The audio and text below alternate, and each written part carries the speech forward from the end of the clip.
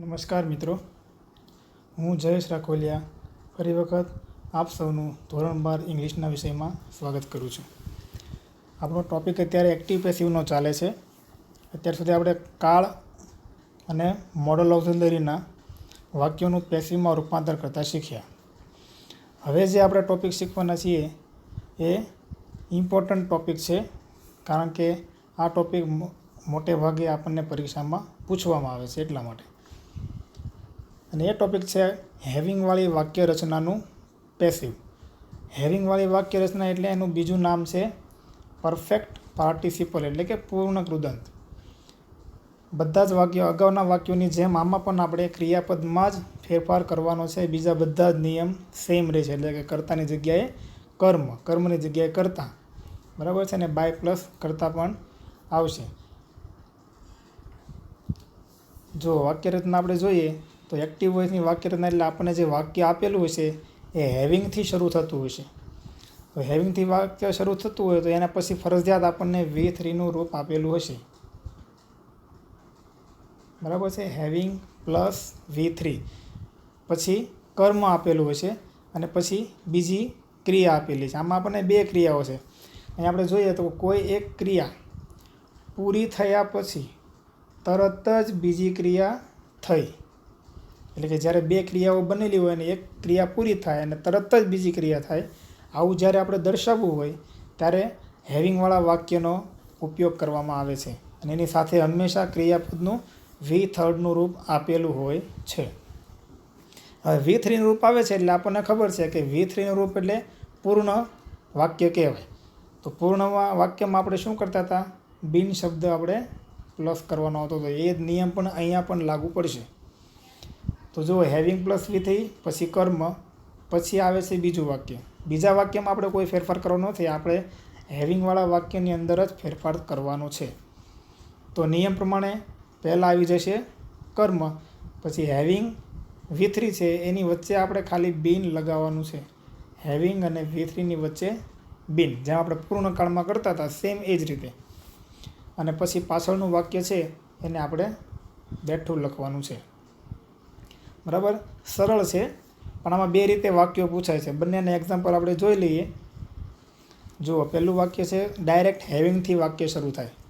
તો having drawn the picture the painter went out.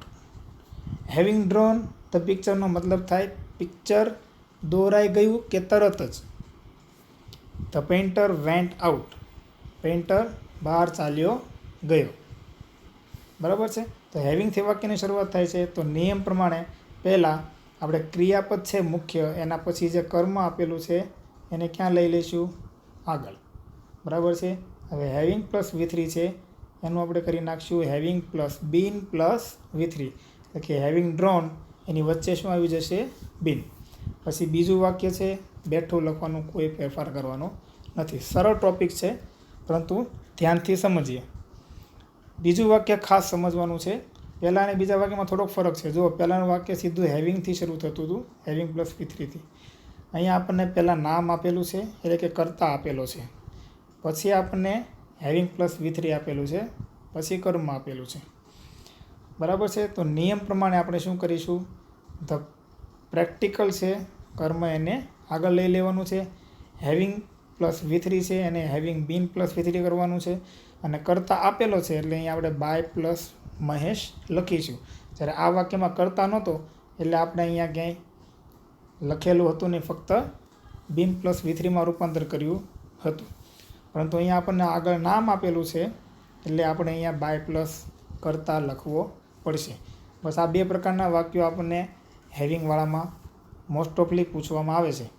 તો સરળ ટૉપિક છે, પરંતુ થોડુંક વ્યવસ્થિત સમજી લઈએ તો આપણને ભૂલ પડવાની શક્યતા ઓછી રહી, બરાબર છે. એટલે મૂળ ફેરફાર આપણે હેવિંગ પ્લસ V3ની વચ્ચે બિન લગાવવાનો છે, કર્મને આગળ લેવાનું છે. અને જો વાક્ય કર્તાથી શરૂ થતું હોય તો બાય પ્લસ કર્તા લખવો, નહીંતર લખવાની જરૂર હોતી નથી.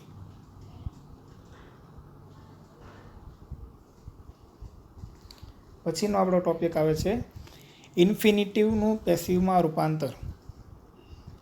ઇન્ફિનિટિવ વિશે આપણે ભણી ગયા છીએ.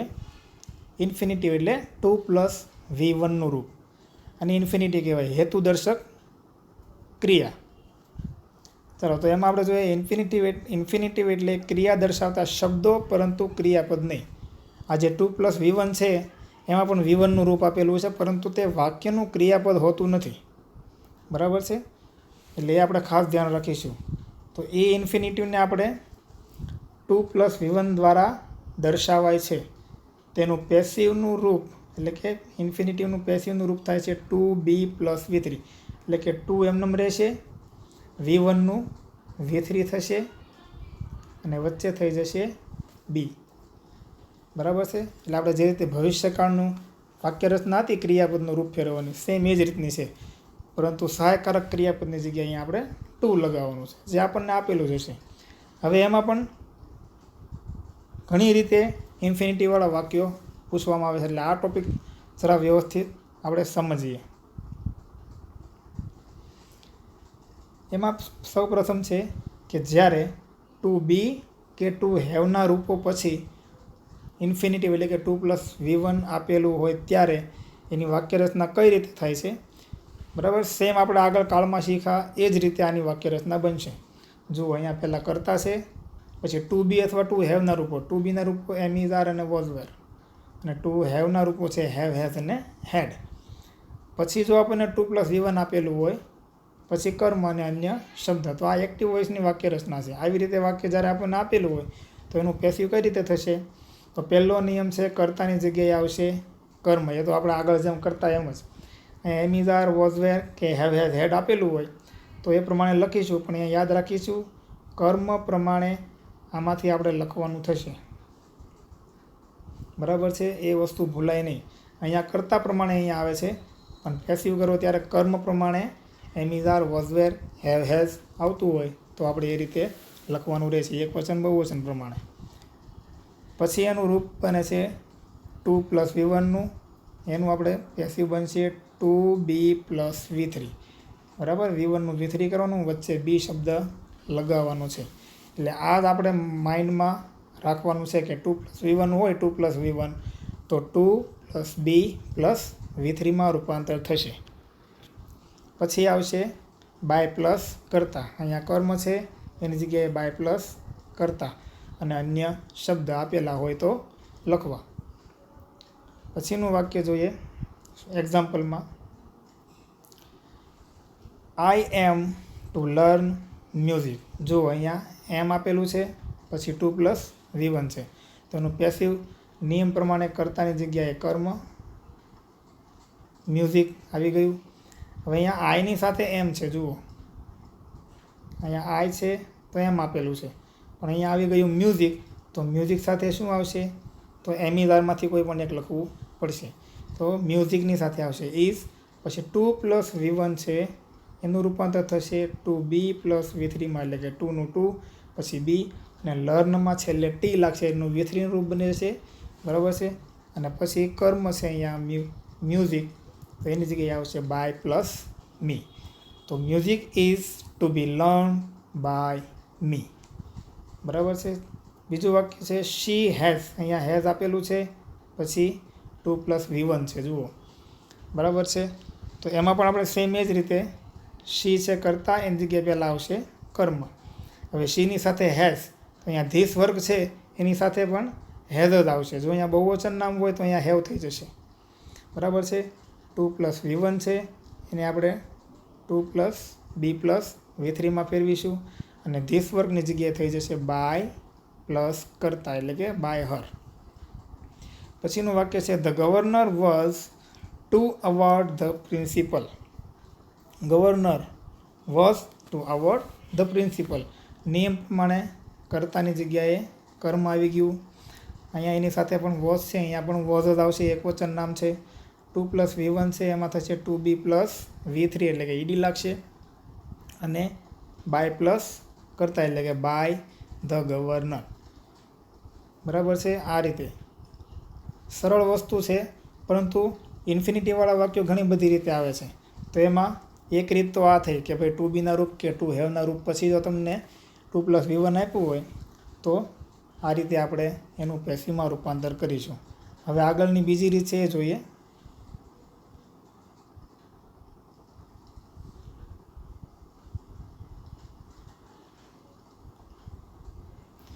બીજી રીત છે જ્યારે વાક્યમાં વોન્ટ, વિશ, લાઇક જેવા ક્રિયાપદો પછી તમને 2+V1 આપ્યું હોય ત્યારે. એટલે કે વાક્યમાં આપણને જ્યારે આવા મુખ્ય ક્રિયાપદો આપેલા હોય, વોન્ટ છે, વિશ છે કે લાઇક છે, આવા ક્રિયાપદો પછી મોસ્ટ ઓફલી 2+V1 આપણને વાક્યમાં આપવામાં આવેલું હોય છે. તો એનું પેસિવ કઈ રીતે બનશે? તો વાક્ય રચના દ્વારા પહેલાં સમજીએ. તો પહેલાં કરતા હશે, પછી વોન્ટ, વિશ, લાઇક એના કાળ પ્રમાણે એનું રૂપ હશે. બરાબર છે. વોન્ટમાં વર્તમાન કાળ તો SKS વાળો, તો મૂળ રૂપ ભૂતકાળ હશે તો ED. પછી 2+V1 આપ્યું છે, કર્મ આપ્યું છે, અન્ય શબ્દ આપેલો છે. એનું પેસિવમાં રૂપાંતર પહેલો નિયમ. આમાં અત્યાર સુધી આપણે શું કરતા હતા કે કર્મને આગળ લઈ લેતા હતા સૌથી, પરંતુ આ વાક્યમાં એવું નહીં થાય. એટલે અહીંયા કરતા છે તો કરતા જ રાખવાનો છે. બરાબર. ક્રિયાપદ મુખ્ય છે તો એને પણ એનું યાદ. એટલે આ બંને વસ્તુ આપણે જેમ આપેલી છે એમ જ લખવાની છે. હવે જે ફેરફાર થશે તે આટલા વાક્યની અંદર થશે. હવે જુઓ, કર્મ ક્યાં આપેલું છે? પછી આપેલું છે, 2+V1 પછી. તો એને આપણે પહેલાં લઈ લઈશું. બરાબર છે. પછી લઈશું 2+V1 એટલે કે 2B+V3. અને અન્ય શબ્દ છે એમાં ફેરફાર કરવાનો નથી. એટલે આટલો જે ફેરફાર કરવાનો છે શેમાં કરવાનો છે? આની અંદર. તો આગળ પાછળ થઈ જશે. બરાબર છે. ખાસ સમજી લઈએ ફરી એક વખત. ભાઈ કરતા અને મુખ્ય ક્રિયાપદ બંને સેમ જ રહેશે. ક્યારે? જ્યારે વાક્યમાં વોન્ટ, વિશ કે લાઇક જેવા ક્રિયાપદો પછી 2+V1 આપેલું હોય તો જ આ નિયમ લગાવવાનું છે. બરાબર છે.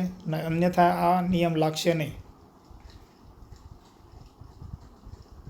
ચાલો એક્ઝામ્પલ દ્વારા સમજીએ. તો આ રીતે વાક્ય આપણને આપેલું હોય, I want to win this price.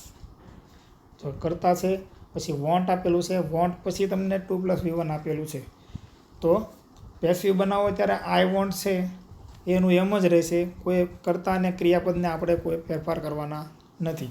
હવે જે ફેરફાર થશે આના પછીથી થશે. એટલે આઈ વોન્ટ, હવે જે કર્મ આપેલું છે પાછળ એ આવી જશે આગળ, અને 2+V1 આગળ છે એ જતું રહેશે પાછળ. એટલે કે 2B+V3 એટલે કે 2B1. તો I want this prize to be won. જો આનું ગુજરાતી થાય, I want to win this prize. મારે આ ઇનામ જીતવું છે. આનું ગુજરાતી થશે, હું ઈચ્છું છું કે ઇનામ જીતાય. બરાબર છે. આ રીતે પેસિવમાં રૂપાંતર થશે. ચાલો બીજું વાક્ય છે હી વોન્ટેડ. જો અહીંયા ભૂતકાળ આપેલું છે વોન્ટેડ, ED. બરાબર છે. એટલે કાં તો ભૂતકાળ હશે કાં તો વર્તમાન કાળ હશે. He wanted to buy some mangoes. તો અહીંયા પણ સેમ હી વોન્ટેડ છે એ બેઠું રહેશે. હવે જે 2+V1 પછી નામ આપેલું છે એ આગળ આવતું રહેશે સમ મેંગોઝ. પછી 2+બાયનું થશે ટુ બી બોટ. બરાબર.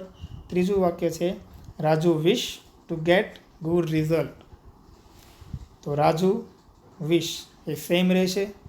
હવે ગુડ રિઝલ્ટ પાછળ આપેલું છે એ આગળ આવતું રહેશે, અને 2+V1 પહેલાં છે એ પાછળ જતું રહેશે. બરાબર છે. આ રીતે. હવે ચોથું વાક્ય છે એને જરા આપણે સમજવાનું છે વ્યવસ્થિત, કારણ કે થોડુંક અલગ છે. જુઓ, હવે અહીંયા આપણને આઈ વોન્ટ પછી આપણને યુ આપેલો છે. જ્યારે આ વાક્યમાં એવું નહોતું. આ ક્રિયાપદ પછી સીધું આપણને 2+V1 આપી દીધું. અહીંયા પણ વોન્ટેડ પછી સીધું. અહીંયા વચ્ચે ક્યાંય કાંઈ હતું નહીં. પણ અહીંયા આપણને આઈ વોન્ટ પછી 2+V1 આપેલું છે, પણ એની વચ્ચે આપણને યુ આપેલો છે. બરાબર. તો આ વાક્યમાં આપણે જુઓ ક્યાંય પણ બાય પ્લસ કરતાં લખેલું નથી. અહીંયા શું કામ નથી લખેલું? કારણ કે અહીંયા આપણને વ્યક્તિ આપેલો નથી એટલા માટે. તો આવું જ્યારે વાક્ય આપેલું હોય તો ત્યારે આપણે આ જે વ્યક્તિ છે એને કરતા સમજીને બાય પ્લસ કરતાં છેલ્લે એડ કરી દેવાનું છે. બાકી બધા નિયમો આ બધા વાક્યોની જેમ જ આવશે. જુઓ, તો આઈ વોન્ટ, હવે યુ છે એને અત્યારે રહેવા દેવાનું છે પછીથી. તો કર્મ છે અહીંયા ધીસ પ્રોજેક્ટ આગળ આવી ગયું.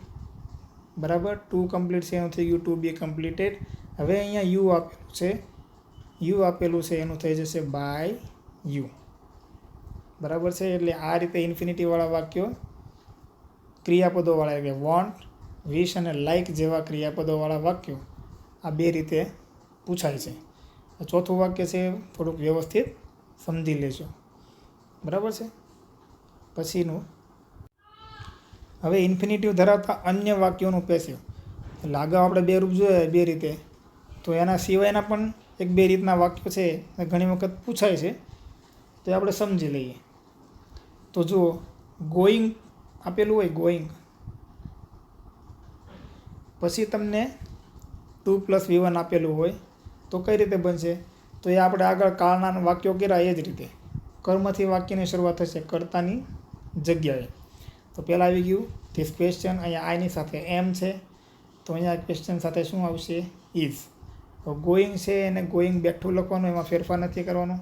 2 + V1 છે એનું થશે 2B + V3. બરાબર. અને પછી આવશે બાય મી, કારણ કે અહીંયા આપણને આ આપેલો છે ને એટલે બાય મી. બરાબર છે. આ રીતે I am going to answer this question, તો એનું થશે this question is going to be answered by me. ચલો બીજું વાક્ય છે, જ્યારે ટુ વાળું વાક્ય હોય, TOO, ટુનો મતલબ થાય અતિશય. બરાબર છે.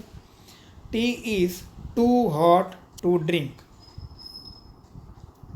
ટી ઇઝ ટુ, આ ટુ પછી આપણને જ્યારે 2 + V1 આપેલું હોય ત્યારે કઈ રીતે પેસિવ બનશે?